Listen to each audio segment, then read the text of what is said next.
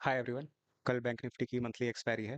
तो हम देखेंगे कि बैंक निफ्टी कल किस तरीके से काम कर सकती है, मतलब बैंक निफ्टी की क्या क्या संभावनाएं हैं, कहाँ कहाँ जाने की, up down, up side, down side, sideways. ये देखते हैं कि चार्ट में कि वो कल किस तरह से काम कर सकती है और हम कहाँ पे बाय या सेल कर सकते हैं चार्ट के अकॉर्डिंग। ये बैंक निफ्टी का डेली का चार्ट है। ठीक है, तो इसमें ये जो है बैंक निफ्टी ने आज एक दोजी कैंडल बनाई है। ठीक है, स्पिनिंग टॉप कर लो, या ये एक आउटसाइड कैंडल भी है, क्योंकि इसने पिछली वाली कैंडल के हाई के ऊपर हाई बनाया है और लो के नीचे लो बनाया है, तो ये इंडिसीजन कैंडल भी होगी एक तरीके से। तो इसमें मतलब ये देखेंगे कि मार्केट का ये जो एक रेंज बना दिया है, अब कल मार्केट कहाँ पे ओपन होती है वो चीज़ हमें देखना पड़ेगा। सबसे पहले ये देखते हैं कि ये रेंज जो बनाई है वो कितने पॉइंट्स की है। ये कम से कम 450 पॉइंट की रेंज है। ठीक है, ये 450 पॉइंट की रेंज है, तो अच्छी खासी रेंज है। तो अब डिपेंड करता है कि मार्केट कल कहाँ ओपन होती है। अगर मान लो मार्केट फ्लैट ओपन होती है यहीं कहीं, तो अब तो यहाँ से ये हो गया कि भाई मार्केट को ऊपर जाना है, तो 100 सवा 100 पॉइंट के आसपास है कि भाई क्या है मतलब जाने का। बाकी नीचे भी उतना ही है, तो ये एक रेंज बन गई है। अब इस रेंज के अंदर ही काम कराती है मेरे ख्याल से, तो एक आध दिन शायद हो सकता है इसी रेंज के अंदर ये काम कराएगी। ठीक है, नहीं तो फिर ये है कि इसको गैप अप या गैप डाउन खोलना पड़ेगा, तो अगर इसे ब्रेकआउट या ब्रेक डाउन करना है तो। अगर मान लो कल मार्केट यहाँ ओपन हो जाती है और इसी रेंज मतलब यहाँ ओपन होकर और यहाँ से ऊपर ब्रेकआउट करती है, तो एक मूव दे सकती है, जो मिडिल आप ट्रेंड लाइन देख रहे हो ना इसका है। या फिर ये यहाँ से ब्रेक डाउन कर सकती है अगर यहाँ ओपन हो तो। और इसमें आप ये देखिए एक चैनल बना हुआ है। ठीक है, ये जो चैनल है इसमें यहाँ पे एक एक बार यहाँ पे आके, दो बार, तीन बार, ठीक है, और ये चार बार इसका हो गया, उसी के आसपास अभी है। अब देखना है यहाँ पे कि भाई, हाँ, सबको लग रहा है कि यहाँ से ब्रेकआउट कर सकते हैं, क्योंकि इस जो है ट्रेंड लाइन के ऊपर है ये। कि भाई इसका हाई काटा तो यहाँ से ऊपर जा सकता है, वो सबको दिखाई दे रहा है। लो का भी है कि भाई लो, और ये अपने ट्रेंड लाइन के पास है, यहाँ से लो काटा है। तो अब उसमें देखना है कि भाई ये या तो ब्रेकआउट ब्रेक या ब्रेक डाउन करके ही निकल सकती है, नहीं तो ये सीधा है जैसे ही ये ओपन हो कहीं पे भी, तो वहां से वन साइड मूव निकलना शुरू हो जाएगी। अगर मान लो ये यहाँ पे है और यहाँ से ऊपर जाना शुरू है, तो ये ऊपर जा सकता है। या गैप डाउन खुला तो यहाँ से आ सकता है। इस तरह से होता है कि ताकि किसी को मौका ही ना दे, कोई प्राइस एक्शन ना बनाए, सीधा डायरेक्ट मार्केट ऊपर या नीचे एक साइड में डायरेक्ट चली जाए, जैसे कई बार हुआ भी है। इसे हम आप 15 मिनट के चार्ट पे देखते हैं कि ये किस तरह से काम करता है।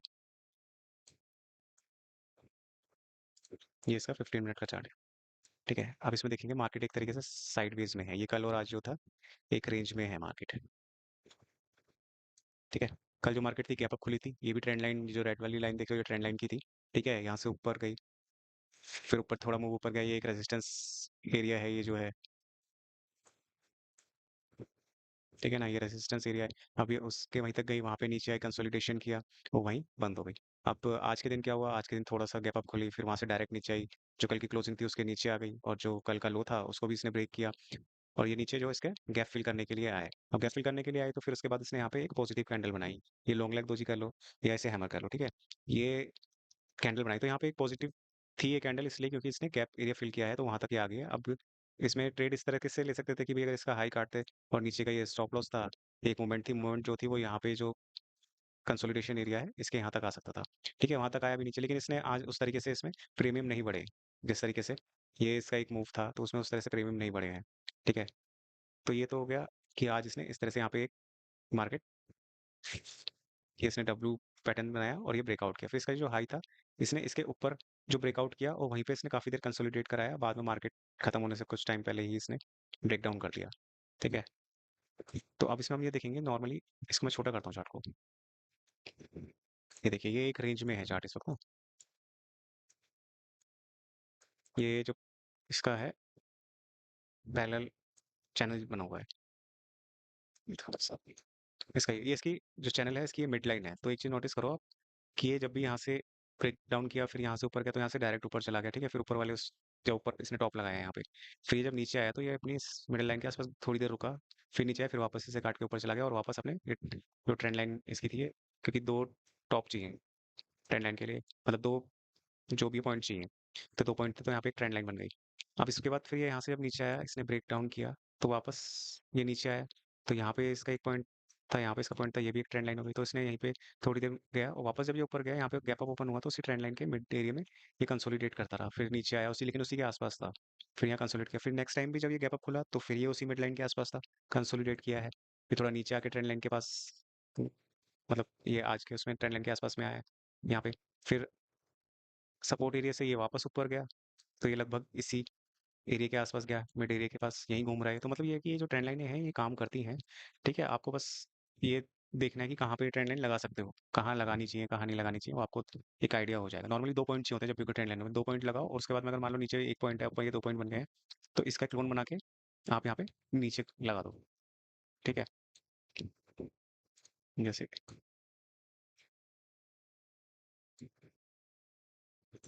ठीक है, ये एक ट्रेंड लाइन लगा दी कि भाई यहाँ से एक नीचे इसने ये था, लो टच किया था, फिर ऊपर गया, फिर वहाँ ज़्यादा नीचे नहीं गया स्लो के आसपास, ऊपर से ही फिर एक कर दिया। तो ये ट्रेंड लाइन खींच दी। ठीक है? इस ट्रेंड लाइन के बाद आपको यहाँ से एक क्लोन करना है। ठीक है? और फिर ये नीचे जो लो है उसके उससे टच कर देना है कि भाई यहाँ पे अब ये जब यहाँ से नीचे आ रहा हो तो आपको एक आइडिया हो जाएगा कि ये इस ट्रेंड लाइन तक जा सकता है। ठीक है? और वहाँ पे रुक सकता है ब्रेकआउट करने के लिए या वापस ऊपर जाने के लिए। तो ये है, तो देखो यहाँ पे इसने थोड़ा सा नीचे गया और फिर वापस कंसोलिडेट करके यहीं से ऊपर चला गया। अब वो चीज़ देखो उसी के आसपास ये घूम रहा है बार बार। अब इसमें ये देखना है कि इसका मिड एरिया कौन सा है, क्योंकि नॉर्मली जब भी कोई एरिया होता है या प्राइस होता है हाई और लो का, उसके बीच का एक मिड एरिया होता है 50%। तो मार्केट वहां से ज्यादातर वहां तक जाती है और वहां से रिवर्स होती है। ये चांसेस बहुत ज्यादा है इसका मिड। आप लगभग इसके आसपास का देख लो, इसी के आसपास का होगा। ठीक है?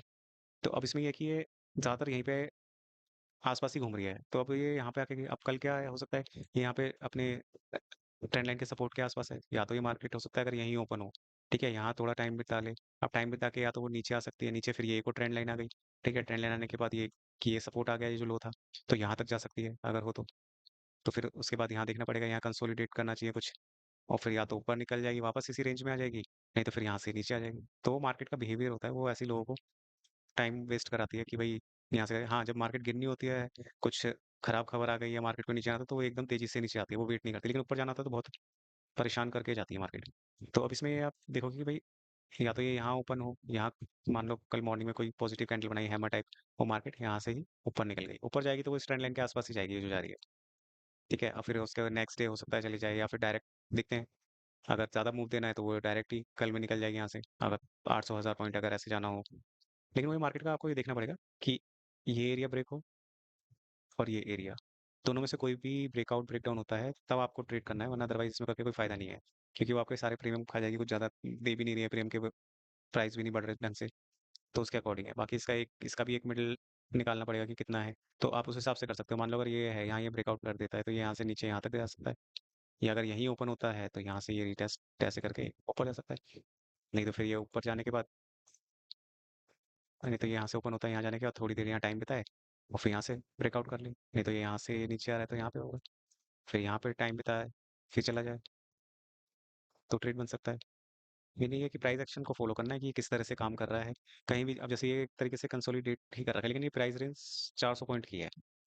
अब मान लो यहाँ पे, यहाँ से सीधा ऊपर तो ब्रेकआउट नहीं कर सकता, अगर 400 पॉइंट तो यहीं चल जाएगा, या फिर यहाँ से नीचे आ जाएगा 400 पॉइंट नीचे, एकदम से ब्रेकआउट नहीं कर फंसा रहेगा।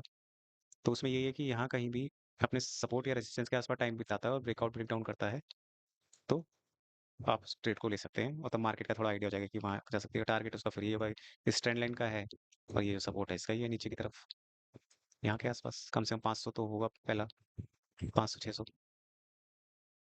बाकी ये है कि अगर आपको और भी ऐसे ही बैंक निफ्टी की वीडियोस चाहिए तो आप मुझे लाइक और सब्सक्राइब कीजिए। बाकी मैंने जितने इससे पहले जितनी वीडियो बनाई है वो प्राइस एक्शन पैटर्न्स कैंडलस्टिक इन सब पे बनाई है, आप वो चेक कर सकते हैं।